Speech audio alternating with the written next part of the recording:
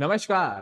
कर्नाटका में हुए राजनीतिक बवाल से क्या राजस्थान में की राजनीति में मचने वाला है बवाल, या फिर ये कहें कि कर्नाटका कांग्रेस में हुए बड़े बदलाव से क्या राजस्थान कांग्रेस में भी हो सकता है बड़ा बदलाव। हमने देखा किस हिसाब से कर्नाटका में सीतारमैया ने अपना मुख्यमंत्री का पद छोड़ा है और डी के शिव कुमार को मुख्यमंत्री पद की जो शपथ है वो आज लेने वाले हैं। तो सबसे बड़ी बात यहाँ निकल कर आती है, कांग्रेस के जितने भी बड़े नेता हैं और कांग्रेस आला कमान है वो आज कर्नाटका पहुंच रहे हैं। पर इससे राजस्थान की कांग्रेस की राजनीति में क्या बदलाव आ सकते हैं, या फिर ये कहें कि इससे राजस्थान की कांग्रेस की राजनीति किस तरीके से बदल जाती है। हमने देखा जिस प्रकार से 2018 में कांग्रेस की सरकार बनती है राजस्थान में, उसके बाद लगातार जो बहुमत का आंकड़ा है उससे एक या दो सीट का जो फर्क था, वो उसके कारण बहुमत के आंकड़े से कांग्रेस कहीं ना कहीं पीछे थी। तब अशोक गहलोत ने जिम्मा उठाया और सरकार चलाई। और शायद अलग अलग जो सोर्स हैं वो अलग अलग बातें करते हैं। कोई कहता है कि 6 महीने की डील हुई थी, कोई कहता है ढाई ढाई साल की डील हुई थी।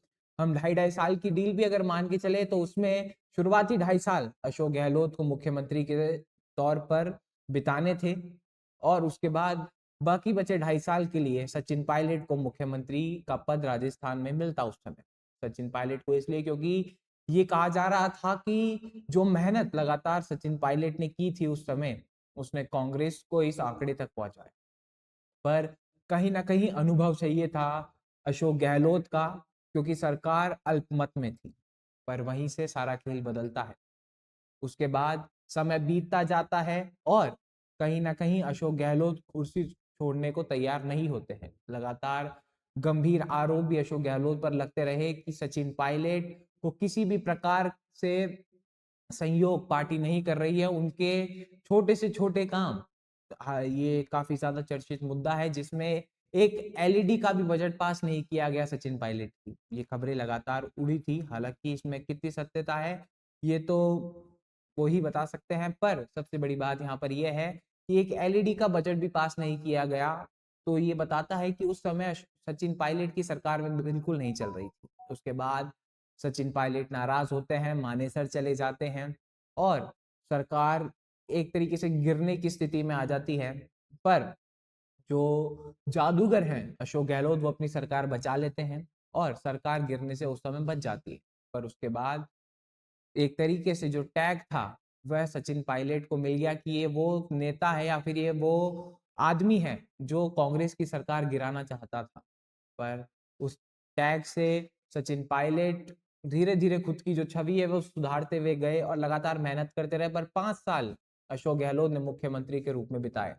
पर यही फॉर्मूला कर्नाटका में भी लागू हुआ था, इसकी लगातार बातें हुई थी। और जैसे ही 2.5 साल हुए थे, ये सुगबुगाहट तेज होने लगी थी कि शायद इसी फॉर्मूले पर चले, और अगर ऐसा ना हो तो डी के शिव कुमार वही करे जो सचिन पायलट ने किया था।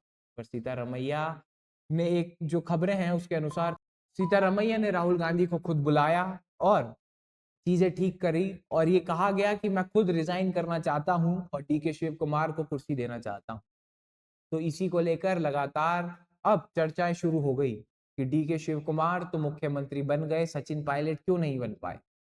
क्या सचिन पायलट का मुख्यमंत्री नहीं बनना राजस्थान में कांग्रेस की ओर से ये बताता है कि कहीं ना कहीं सचिन पायलट के अंदर वो कमी थी, और शायद उस कमी को उजागर करने में अशोक गहलोत कामयाब रहे कि उन्हें इतना उकसा दिया गया कि वह मानेसर चले गए और उन पर ये इल्जाम लगा दिया कि ये तो भाजपा ज्वाइन करना चाहते हैं, पार्टी तोड़ना चाहते हैं, सरकार गिराना चाहते हैं।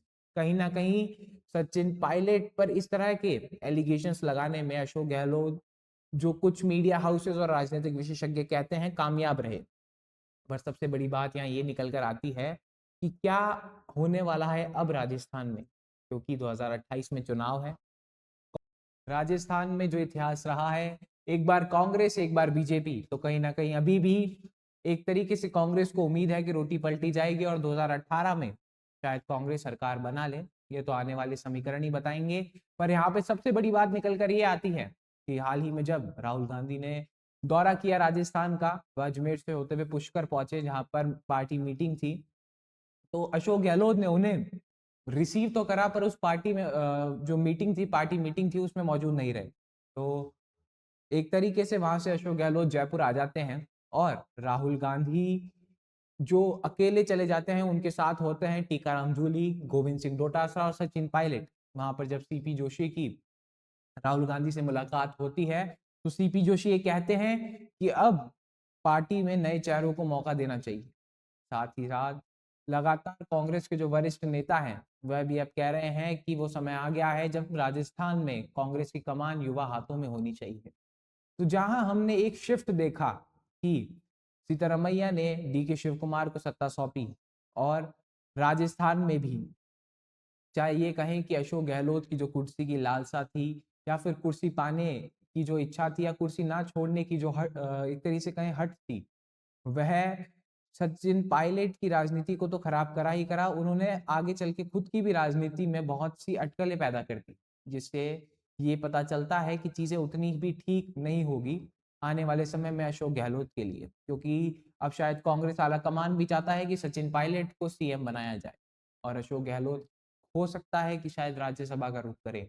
पर अगर अशोक गहलोत राज्यसभा जाते हैं तो वहां सबसे बड़ी बात ये निकल कर आती है कि वहां भी जाकर क्या वो सचिन पायलट के लिए समस्या पैदा कर सकते हैं, क्योंकि अगर दिल्ली में अशोक गहलोत होंगे तो जो उन पे लगातार आरोप लगाए जाता है, बहुत से नेता जैसे कि राजेंद्र गुड़ामी ने भी कहा है कि दिल्ली में गोटियां फिट करने में अशोक गहलोत माहिर हैं। तो क्या अशोक गहलोत दिल्ली में अपनी गोटियां फिट कर पाएंगे, या फिर सबसे बड़ी बात कि क्या अगर वो राजस्थान में ही रहते हैं तो राजस्थान के अंदर इस तरीके के समीकरण बना पाएंगे या फिर टिकट वितरण में खुद के ही लोगों को टिकट दिला पाएंगे, ये भी आने वाले समय ही बताएगा।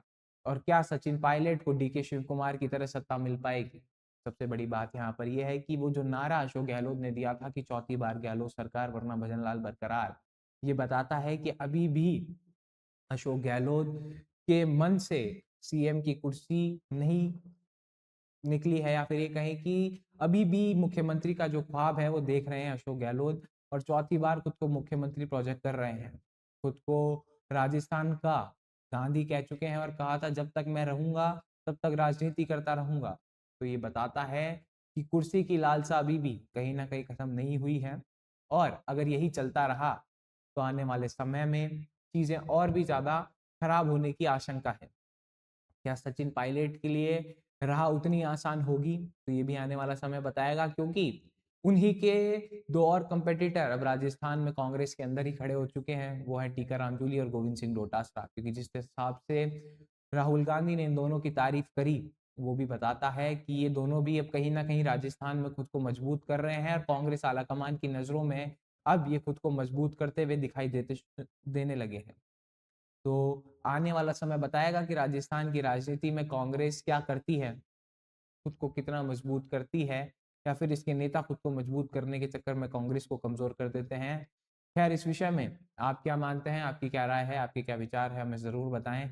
ऐसी और खबरों के लिए, ऐसी और जानकारियों के लिए बने रहे हमारे साथ। तब तक के लिए धन्यवाद।